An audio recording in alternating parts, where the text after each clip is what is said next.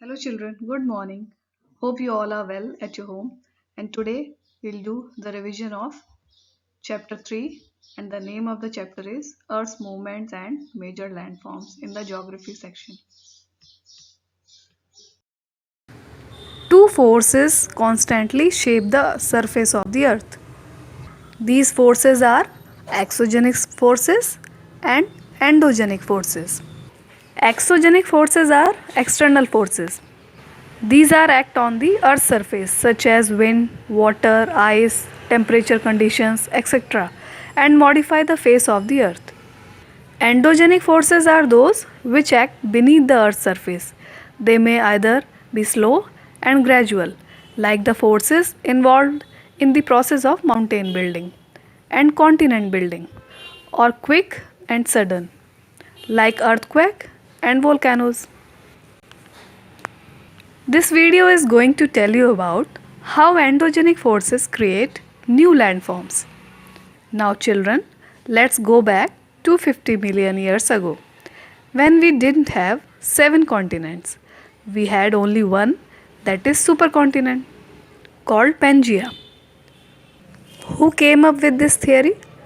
A German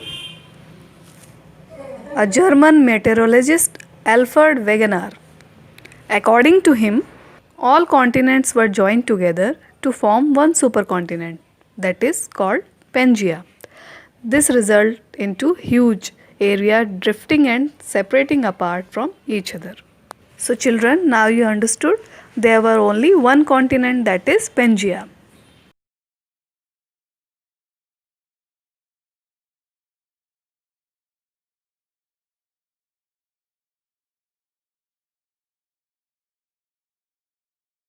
Earthquake and volcano. In this, an earthquake is the result of a sudden release of energy in the earth's crust that creates seismic waves. Earthquakes are tremors produced on the surface of the earth by forces inside the earth. So, an earthquake originates from its focus several kilometers inside the earth's surface, and the vibrations or waves radiate in all directions. So, the point on the surface directly above the focus is called the epicenter. How does it occur? The lithosphere is broken down into number of plates known as lithospheric plates. So this is the structure you can see when the lithospheric plates move, the surface of the earth vibrates, and these vibrations can travel all around the earth. These vibrations are called earthquakes. The place in the crust where the movement starts is called the focus, and the place on the surface above the focus is called epicenter. Vibrations travel outwards from the epicenter as waves.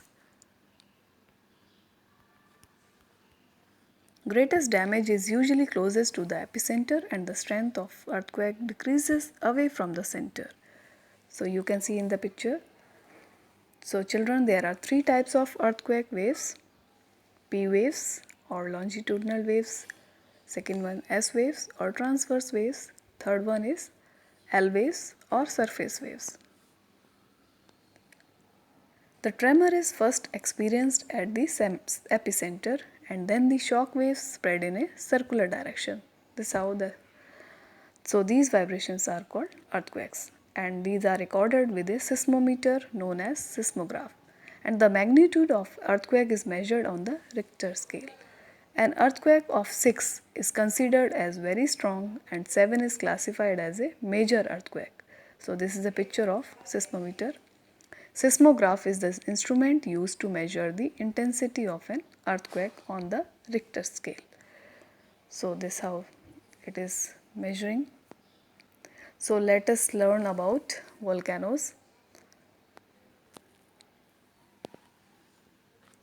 A volcano is a vent or an opening in the earth's crust through which hot molten rock, ash and gases erupt suddenly. So there is a vent you can see and the lava is coming out. Volcanoes can also form where there is a stretching and thinning of the earth's crust. So look at this picture. This is how the lava is coming out.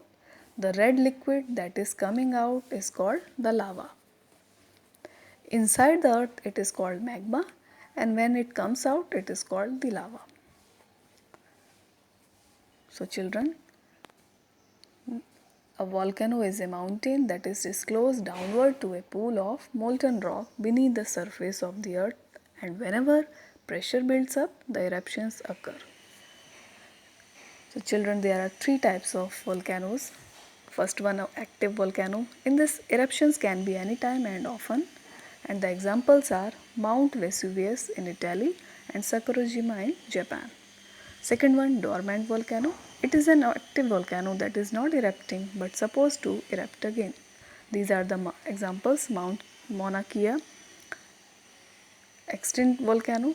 It means it has not erupted in a very long time, so it probably won't ever erupt again. Deccan Traps in India and Mount Kilimanjaro in Tanzania is an example. So you can see the picture. These are the examples: active volcanoes, dormant volcanoes and extinct volcanoes.